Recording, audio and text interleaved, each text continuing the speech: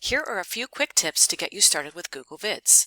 The version of Vids I'm showing you here does not include Gemini. You can start a vid in Drive. You can type vids.google.com into the Omnibox, or you can start a vid in the waffle. Think of it like a slideshow that will emerge as a video. Each slide is actually a scene in your video, and as I click on them you can see the time length that it will appear on screen. To change the time length of a particular slide, just squeeze in on the blue handles. You can stretch out the timeline with this slider.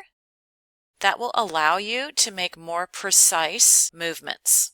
Add transitions in between scenes with this button right here that will show you your transition choices.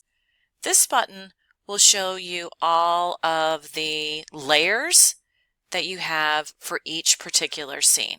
You can add items to your scene just like you would a slide. You can add text, videos, basically anything that you have in your Drive. And here are your buttons over here.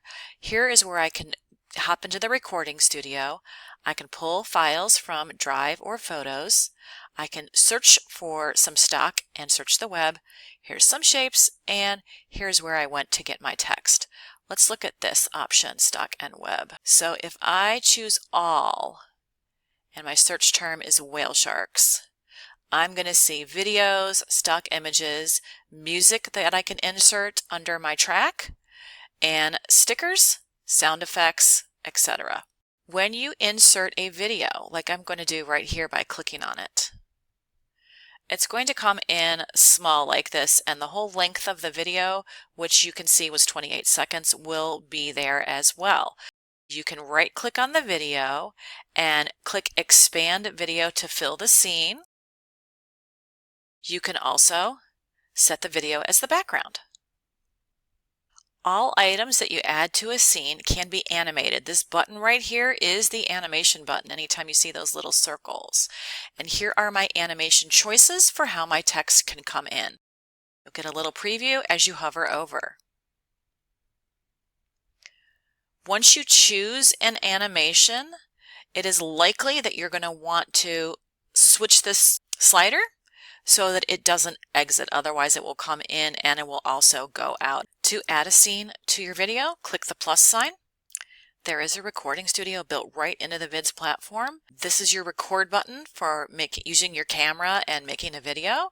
And this is a button that lets you do voiceover. So if you click the script button, it will show you that there is a place to put a script for every single scene that you insert into your video.